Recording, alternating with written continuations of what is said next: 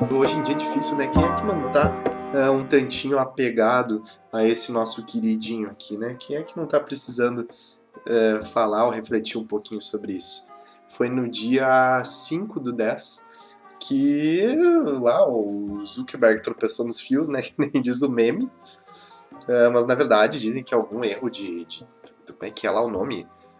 Tem uma sigla lá que é quando não encontrou o caminho da informação chegar até o seu destino, e aí eles têm que corrigir, rapidamente corrigiram, né? Mas naquele dia ali, eu pude presenciar algumas pessoas que iam passando por mim, que tinham alguma tarefa comigo naquele dia, alguns amigos que logo foram para outra rede social vizinha, que a gente deu um jeito aqui de conseguir continuar se comunicando, né? Mas eu comecei a presenciar já um certo tipo de estranhamento nas pessoas naquele dia, um certo tipo de ansiedade naquele dia. O que você percebeu de diferente nos seus comportamentos? Você percebeu alguma coisa diferente nos seus comportamentos? O que foi? Porque a percepção já é um primeiro passo muito importante. Eu considero que a primeira parte da terapia ela envolve acender a percepção, a autopercepção do paciente, inclusive como ele percebe essas coisas, a própria percepção, né? Quando que ele para ver como é que estão o ritmo dos seus pensamentos, como estão as suas emoções naquele dia, como estão os seus comportamentos, como os seus comportamentos estão sendo bem ponderados antes de saírem para fora, como que os pensamentos estão sendo influenciados e agitados pelas emoções. Eu percebi que foi um dia que eu olhei muito pro horizonte, muito para cima. Eu olhei mais para que louco, né? Agora que eu tô pensando isso. Geralmente a gente tá olhando muito para baixo, né? Porque tá com o celular aqui e fica olhando para cá e tal. E naquele dia que depois de um tempo que eu vi que não ia funcionar ali a rede social, que eu gosto às vezes de olhar entre um horário e outro, eu já tinha deixado ele meio. Teve uma hora que eu gostei, que eu nem lembrei onde é que eu tinha deixado o meu celular. Aí eu olhei no bolso do lado assim da pasta, ele tava ali. Mas eu fiquei olhando a ameixeira que tem lá na frente da Eureka, tem uma árvore de ameixa que eu tento alcançar. Muita gente ficou bastante ansiosa, assim, pensando, tá, e se demorar para voltar? E se não voltar? E se não voltar em 3, 4, uma semana? Teve gente postando assim, e se não voltasse nunca mais? O que você iria fazer se não voltasse nunca mais à rede social?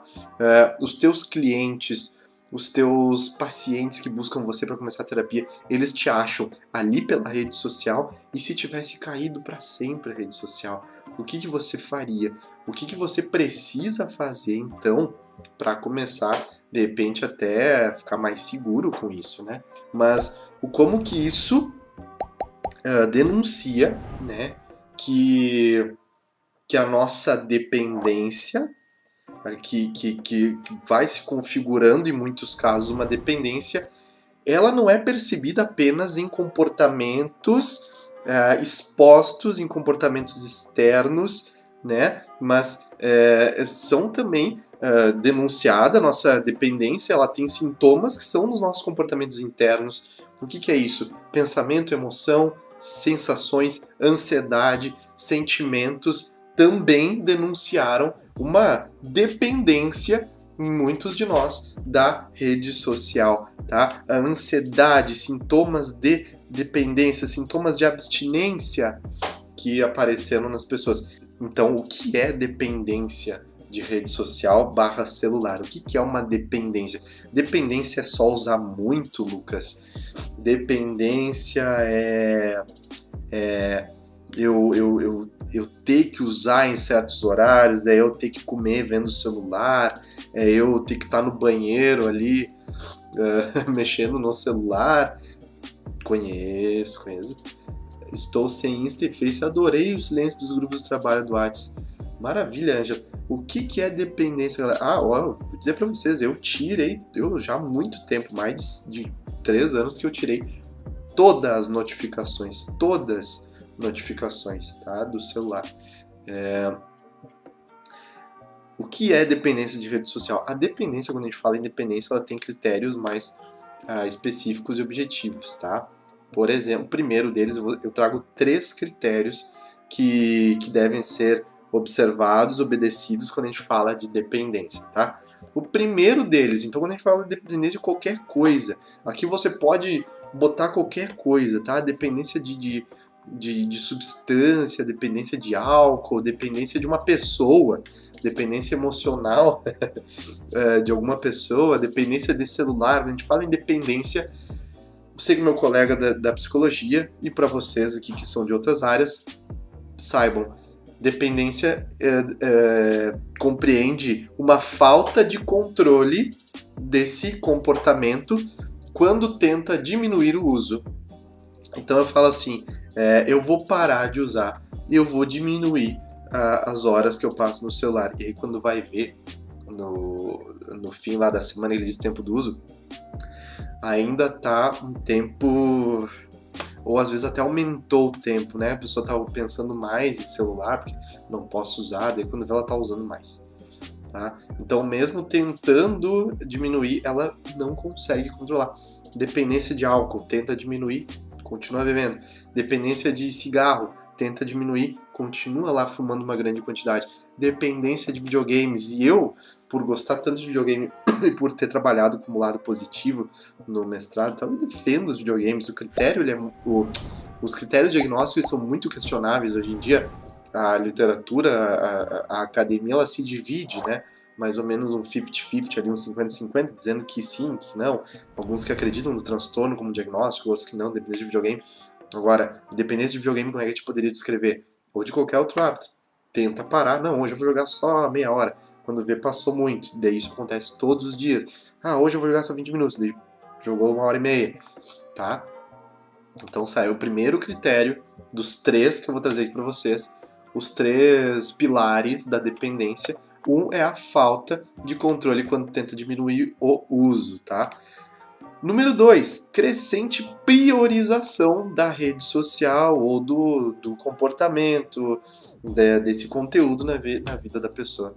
O que é a priorização da rede social? A pessoa ela fala só de rede social, ela fica pensando em rede social, aquilo ali ganha uma importância na vida dela, aquilo ali se torna mais central na vida dela, fica pensando muito em álcool, fala muito de álcool, fica pensando onde é que tem álcool, quando é a dependência de álcool, né? De outras drogas, fica pensando, daí quando vai ter uma festa, quando vai ter alguma coisa assim, a pessoa pensa, será que vai ter bebida? Qual é a bebida que vai ter? Pensa no tempo de descanso, cadê o meu celular? Não posso ficar sem o meu celular, cadê o meu celular? Tá, porque agora eu vou ter o meu descanso, vou ter o meu intervalo, eu tenho que dar o meu celular. Então vai ganhando uma crescente priorização. Esse é o ponto 2. Qual é o ponto 3? Dependência de rede social ou de celular. A continuidade do hábito, mesmo tendo prejuízos, mesmo se dando conta dos prejuízos. Então, quando a gente vai falar de transtornos, quando a gente vai falar nos critérios da DSM-5, sempre tem lá o critério do prejuízo.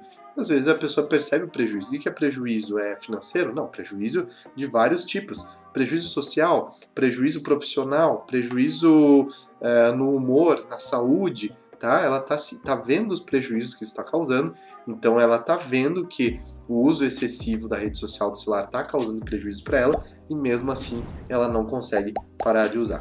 Beleza? Vamos retomar os 3 pontos. Falta de controle em tentar diminuir ou parar com o hábito. Crescente priorização desse hábito na vida da pessoa, desse conteúdo. E 3, continuidade do hábito mesmo tendo e percebendo esses prejuízos, beleza? Aqui a gente está afiados, então.